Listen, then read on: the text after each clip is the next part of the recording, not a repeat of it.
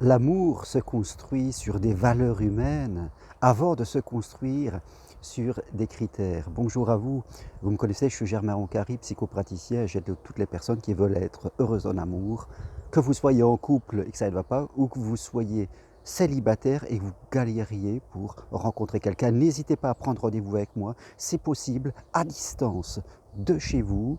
Écrivez-moi ou téléphonez-moi, toutes les infos sur mon site germainroncari.com ou au bas de cette vidéo. Alors qu'est-ce que je veux dire aujourd'hui? Et bien sûr, ces mots sont destinés aux célibataires qui cherchent l'amour, mais aussi aux couples si vous n'êtes pas bien dans l'union avec lequel vous êtes là aujourd'hui. Je crois que on ne vit pas avec le clone de soi-même. Moi-même, dans ma vie, en ce moment, je vis avec Edwige, elle est complètement différente de moi. Avant, je vivais avec Rita, qui malheureusement est décédée, et elle aussi, elle était complètement différente de moi. Et c'était important, cette différence, parce que ça nous permettait de discuter, ça nous permettait d'échanger, ça nourrissait vraiment notre couple. Et quand j'accompagne les gens, ils sont souvent pleins de critères. Ils ont tendance à projeter ce qu'ils attendent. Voilà, je voudrais quelqu'un qui aime la même chose que moi, qui soit avec moi. Tous ces critères qui, fait compte, sont comme des pierres, tout doucement, qui viennent construire un mur. Des critères d'âge, des critères d'argent, des critères d'enfants, des critères sexuels pour certains, des critères de loisirs. Voilà, il y en a une liste, elle est sans fin. Et malheureusement, ces critères, eh bien, viennent nous enfermer. Personnellement, je n'ai aucun critère en amour. Par contre, j'ai des valeurs. J'ai des valeurs humaines qui sont importantes pour moi. Bien sûr, à l'origine d'une rencontre entre un homme et une femme, ou entre deux femmes ou deux hommes, je dirais, il y a une attirance, il y a une synchronisation. Nous avons besoin d'affection, nous avons besoin de sensualité, de sexualité aussi. Et ça nous connecte deux êtres.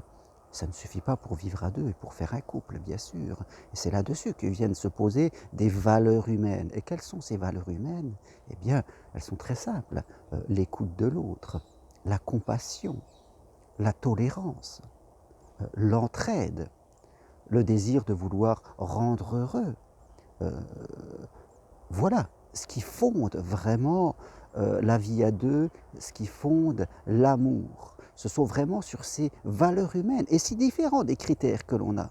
Les critères sont, bien sûr, je peux le comprendre qu'on a des critères, on a souffert, on a peut-être eu des échecs, et les critères sont comme des sécurités. On se dit que je ne veux plus quelqu'un qui soit le manipulateur.